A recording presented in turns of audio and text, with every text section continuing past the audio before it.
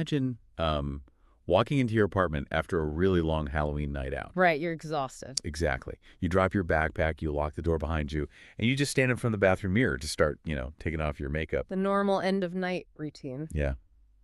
You peel off your false eyelashes, leave them resting on the bathroom counter, and then you just vanish. It's chilling. It is. You never make it to bed. You never show up for work the next day. You just cease to exist in the physical world. Wow. So today, we are taking a deep dive into the source material. We've got a massive stack of sources centered around a single, really specific location, which is the Penn State University ecosystem. Yeah, and it's a fascinating collection of documents. It really is. And nestled inside decades of daily campus newspapers, local economic reports, and town hall meeting minutes is the 2001 disappearance of a 21-year-old student named Cindy Song. Which is just a haunting case. It completely shattered the community.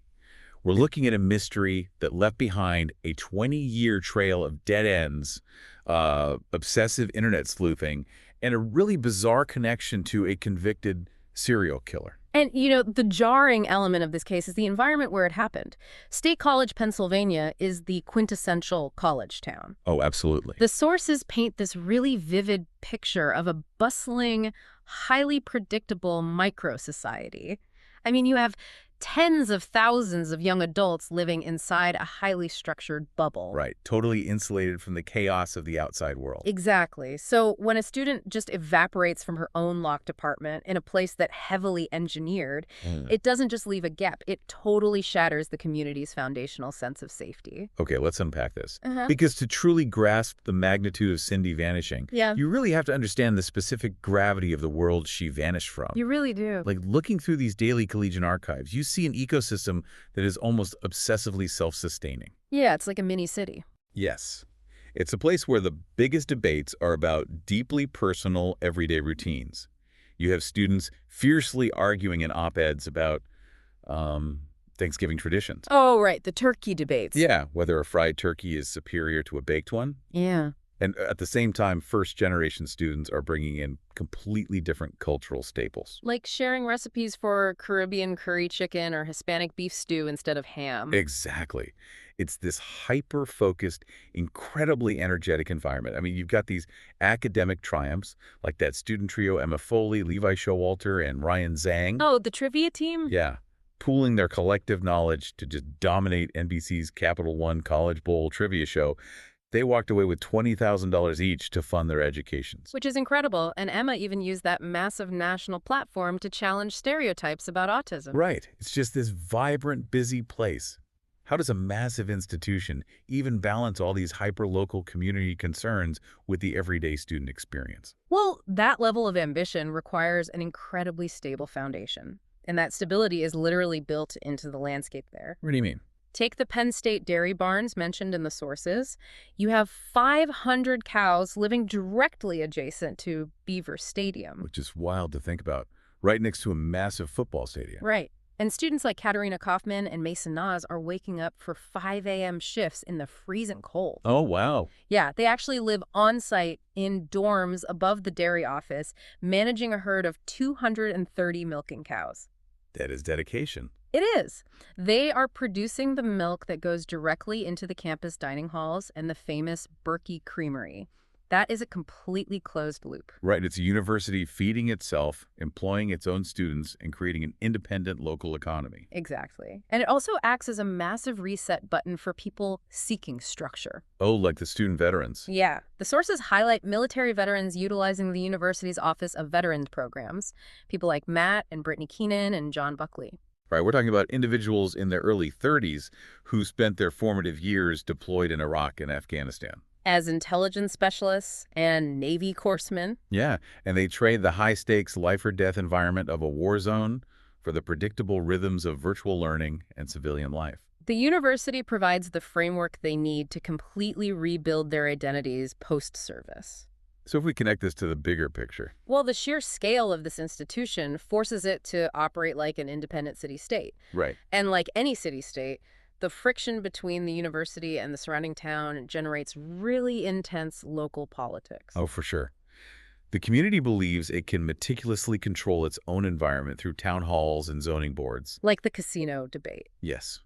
The perfect example from the sources is the massive ongoing clash over a proposed mini-casino at the Nittany Mall. The one spearheaded by former university trustee Ira Lubert. Exactly. That casino debate dominated the local consciousness. And looking at it impartially, the arguments from both sides just illustrate how fiercely people protect this ecosystem. So what were the proponents saying? Well, the proponents, led by prospective CEO Eric Pearson, they argue this is a necessary economic defibrillator for a dead space. I mean, the Nittany Mall is sitting at 50% occupancy. Right. It's basically a ghost town. Yeah. And they are projecting 500 construction jobs, 400 permanent jobs, and a massive injection of tax revenue. Which a struggling town would definitely want. And Pearson even pushes back on the idea that casinos are just dead-end jobs, pointing out he started in the industry bussing tables at 16 and worked his way to the executive level. Right. They frame it as dynamic career growth for a stagnant area. Exactly. But the opposition... Well, the opposition frames it as an existential threat to the town's social fabric. Right. Local residents like Andrew Schaffer organized a massive pushback. Yeah, citing a 9-to-1 ratio of community opposition in their petition drive. Yeah, 9-to-1. Their central argument is about psychological and economic vulnerability. Because of the students. Exactly. Placing a casino within walking distance of thousands of college students who are already prone to risk-taking behavior is viewed as a huge catalyst for gambling addiction. That makes sense. And furthermore, they point out the mechanics of the Pennsylvania gambling market. It's heavily saturated. Right, so it's not bringing in new money. No, instead of pulling in fresh tourism dollars from outside the county, opponents argue the casino will just cannibalize the existing local economy. Vacuuming up discretionary income that would normally go to local restaurants and theaters. And funneling those profits directly out of the community to corporate developers. The intensity of that debate really proves your point. This is a community that deeply believes it has the power to legislate its own safety and prosperity. Yeah, they think if they just vote the right way or zone the right way, they can keep the bad elements out. But that illusion of control makes the reality of October 31st, 2001 so terrifying. Because among all those students studying for trivia bowls, milking cows at dawn, and worrying about their futures was Hyunjong Song. Known to her friends as Cindy. Right. And Cindy embodied the exact drive that characterizes the university. She really did. She was 21, originally from South Korea, having moved to the U.S. in 1995. And she was an integrative arts major. Right. And for those unfamiliar with the mechanics of that specific degree, it means she wasn't just following a preset syllabus. Oh, really? Yeah, she had to design her own rigorous interdisciplinary curriculum. It requires immense self-discipline. Wow. On top of that, she was working 2 jobs, including one at a local Korean restaurant, and was entirely on track to graduate in the spring of 2002. Man, reading her old blog posts from the sources, she just jumps off the page. She was deeply relatable. Oh, completely. She loved Lenny Kravitz in the movie The Matrix. She openly complained about fakers and people who were cheap. Just normal college student stuff. Yeah, and she was excited about upcoming concert tickets, tracking the delivery of a brand new computer she had just bought. This was a young woman sprinting toward her future, not someone looking to escape it. No, not at all. Then we had Halloween night. A Wednesday in a college town, Cindy goes to a party at Players Nightclub wearing a bunny costume. And the sources go out of their way to specify this. Right, it was a white tennis skirt, a pink top with a bunny logo, knee-high boots, and bunny ears. It was described as a cute, homemade outfit. Yeah, pushing back against later internet rumors that tried to sensationalize her wearing some provocative Playboy outfit. Right. Now, the timeline established by investigators that night is frustratingly precise, which makes the ultimate outcome so baffling. Walk us through it. She leaves the club at 2 a.m. She heads to a friend's apartment to play video games for an hour. Okay, normal. Very normal. Around 3:30 a.m., they make a pit stop at a Unimart convenience store. Right. Finally, at 4 a.m., her friend Stacy Pax drops Cindy off at the State College Park apartment complex. And Stacy actually physically watches Cindy walk up the stairs and approach apartment 363. Exactly. She saw her get home. But then November 4th rolls around. Cindy has missed her restaurant shifts, which her friends know is completely out of character. So they call the police. Yeah. Ferguson Township officers enter apartment 363, and the scene they find is just a masterclass in cognitive dissonance. There is absolutely no sign of a struggle. None. Nothing is broken. Her cell phone is sitting right there. Her backpack from the party is on the floor. But the bunny costume, her purse, her ID, her credit cards, and her keys are completely gone. Wait, I have to stop and look at the physical mechanics of this. She makes it all the way home. She's seen at her door. How does an adult vanish into thin air from a densely packed apartment complex without a single neighbor hearing a scream or a struggle? Well, what's fascinating here is how detectives use microscopic behavioral clues to build a timeline, Like what? specifically focusing on the detail you mentioned earlier, the false eyelashes. Yeah. Investigators found them removed and resting in the bathroom. That single piece of physical evidence radically shifts the investigation. Because it proves she was inside. It proves definitively that Cindy wasn't ambushed in the hallway or grabbed in the parking lot as Stacy drove away. She made it inside. She locked the door. Yes. She actively began the mundane, vulnerable routine of winding down for the night and taking off her makeup. So why did she leave again? The dominant investigative theory relies on behavioral profiling based on what was missing. The wallet and keys. Exactly. She left her backpack and phone, but took her wallet and keys. If someone breaks in and abducts you, they don't generally let you grab your wallet and lock the door behind you. That's a really good point. So the most logical deduction is that she voluntarily stepped back out into the night. Why, though? At 4 a.m.? Perhaps realizing she wanted a late-night snack or a drink from a nearby 24-hour market, she assumed she would be gone for 10 minutes. She stepped out of her locked bubble into the 4 a.m. darkness and intercepted a horrific twist of fate. Here's where it gets really interesting. Reading through the Reddit threads included in the source material, you see current students, people who weren't even born in 2001, obsessively debating her mindset. Oh, yeah, the internet sleuths. Yeah, and they hyperfixate on the phone. They ask, who leaves their cell phone behind to walk to the store alone at 4 in the morning? This raises an important question about historical context. How so? Well, think about how rapidly technology has altered our behavior. Today, a smartphone is a digital tether. Leaving it behind feels like severing a limb. True. But in 2001, a cell phone was just a phone. It made calls. Right, texting cost 10 cents a message and required hitting the number keypad 3 times just to type the letter C. Exactly. If you were running down the street to grab a soda, leaving your Nokia brick on the counter was standard behavior. Okay, yeah, that makes total sense. Furthermore, the lack of modern technology is exactly why this case went cold. We live in an era of ubiquitous surveillance now. Oh, yeah. Today, her route to the store would be tracked by a dozen Ring doorbell cameras. Her phone would ping cell towers. Her smartwatch would track her heart rate. But back then, detectives had literally nothing, no digital footprint. And her credit cards were never swiped again. Right. Her emails revealed zero distress.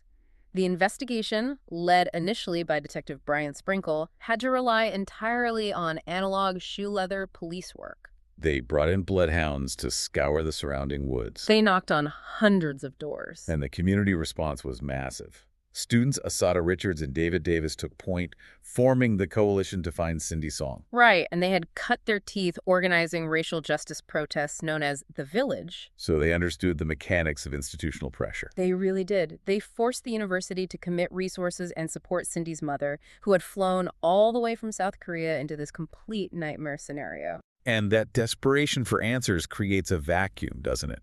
Which is inevitably filled by unverified sightings. Always. The most prominent early lead came from Philadelphia's Chinatown, over 200 miles away. What was the tip? A tipster claimed to have seen a young Asian woman matching Cindy's description being dragged into a vehicle by a man with medium-length hair. Oh, wow. The witness reported the woman was kicking and screaming for help. God. A tip like that forces investigators to scramble. But how do you actually vet an eyewitness account from a bustling city street hours after the fact? You test the mechanics of human memory against the inflexible constraints of time and distance. Right, because eyewitness testimony is notoriously malleable. Exactly. In high-stress situations, the brain fills in gaps with assumptions. Investigators have to build a timeline. Could a vehicle practically make the drive from State College to Philadelphia within that specific window? Did the witness's description of the clothing match what we know about the costume? Right. And in this instance, the timelines clashed, the narrative inconsistencies piled up, and the lead deteriorated. It was a phantom sighting. So the local well runs completely dry.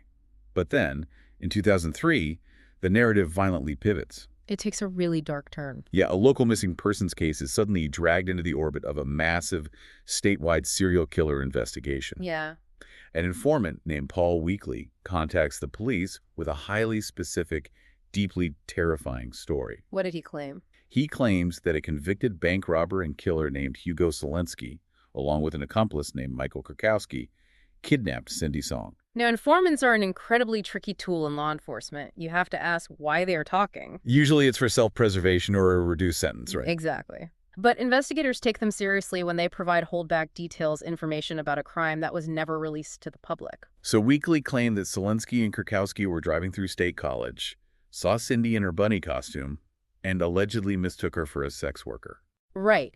He claimed they abducted her, drove her back to Luzerne County, and locked her inside a walk-in freezer or vault until she died. That is horrific. And that Selensky kept the bunny ears as a grotesque trophy. The claim is so specific and so vile that police secure a warrant to excavate Hugo Selensky's property. And what they find is a literal house of horrors. They unearth the burned remains of at least 5 different people buried in his backyard. Yeah, but the crucial twist is the identity of those bodies. One of the victims they pull out of the dirt is Michael Krakowski. The very accomplice Weekly claimed helped kidnap Cindy. Yes. Selensky had murdered his own partner, along with Krakowski's girlfriend. That discovery creates an absolute nightmare for the prosecution. I mean, the primary individual who could have corroborated Weekly's story about Cindy Song is now dead in the suspect's fire pit. So what does this all mean? Well, the police have a confessed informant, a convicted monster of a suspect, and a yard full of bodies. For the public watching this unfold, it feels like the puzzle is finally solved. The Reddit sources show how rumors caught fire during this period. People were convinced that a female jawbone found in the ashes belonged to Cindy. And that the extreme heat of the fire had destroyed the DNA, allowing Selensky to get away with it. Right. Is that what happened? No, which is a fundamental misunderstanding of forensic anthropology. Fire can indeed degrade DNA, but the human jaw is remarkably resilient. Really? Primarily because tooth enamel is the hardest substance in the human body. It can withstand temperatures exceeding 2,000 degrees Fahrenheit. Oh, wow. I had no idea. Yeah. So investigators didn't need DNA. They had Cindy's dental records. They compared the radiographs of her teeth to the jawbone found in the fire pit. And The morphology of human dentition, the exact placement of fillings, the shape of the roots, the spacing, is as unique as a fingerprint. The forensic analysis was absolute. so it wasn't her. The jawbone did not belong to Cindy Song. Her remains were not on Hugo Selensky's property. Wow. So Selensky goes to prison for multiple life sentences for the bodies they did find, but he is never charged with Cindy's disappearance. No, there is not a single fiber, hair, or piece of physical evidence tying him to her. The informant story, despite sparking the excavation, remains entirely unproven regarding Cindy. It forces everyone to confront a deeply uncomfortable reality. Which is? The true crime genre trains us to expect a third-act resolution. We expect the informant's tip to be the smoking gun. But the hard truth of the criminal justice system is that sometimes monstrous coincidences happen. Selensky was a killer, but the science definitively proved he wasn't Cindy's killer, Exactly. leaving her family with 20 dusty binders sitting in the Ferguson Township Police Department. No crime scene, no suspect. Just an agonizing void. It's heartbreaking. It really is. And that brings us full circle back to you listening to this deep dive. We started by looking at the vibrant, insulated world of Penn State. The dairy barns feeding the students. The veterans seeking a safe harbor. The town hall debates over local zoning. Cindy Song was woven into that exact same tapestry. She walked those same crosswalks, stressed over the same exams, and was fiercely driving toward a graduation she never got to attend. Her disappearance is a permanent tear in that fabric. It serves as a stark reminder of the limits of our control. Yeah. We can build self-sustaining micro-societies, we can fiercely debate local commerce to protect our neighborhoods, but we cannot legislate away the terrifying randomness of the world. There is a mother in South Korea who has spent over 2 decades waiting for an answer that the universe refuses to yield. But the universe is constantly being decoded. Very true. And while the binders in Ferguson Township might be gathering dust, the science of forensics is advancing at a blistering pace. Which leaves us with one final, provocative avenue to explore on your own. Let's look back at the physical evidence locked in an evidence room since 2001. Her backpack, her cell phone, and those false eyelashes. Right. 20 years ago, extracting a DNA profile required a significant biological sample, like a visible drop of blood or saliva. But today, the landscape has been revolutionized by touch DNA and polymerase chain reaction, or PCR technology. Explain how that actually works. Well, humans shed roughly 40,000 skin cells every minute. When someone handles an object, they leave behind trace amounts of epithelial cells. Okay. Modern PCR technology acts like a biological photocopier. It can take a microscopic, previously undetectable fragment of DNA from a few stray skin cells and amplify it millions of times until a full genetic profile emerges. Meaning, if whoever was in that apartment or whoever intercepted her on the street left a microscopic trace on her belonging. Precisely. If the perpetrator touched the door handle or the zipper of her backpack, or if a microscopic trace was somehow transferred to those eyelashes, modern genetic genealogy could potentially cross-reference that amplified profile against commercial DNA databases. Wow. We are seeing perfectly cold cases from the 1970s and 80s being solved right now because of a single skin cell left on a piece of clothing. It forces you to wonder, is the key to unlocking the mystery of Cindy's song already sitting inside an evidence locker, just waiting for the right microscope to find it? It's a staggering possibility. That is an amazing thought to leave on. The bubble may have been shattered in 2001, but the pieces are still there. Yeah. And with the right lens, we might finally see exactly who broke the glass.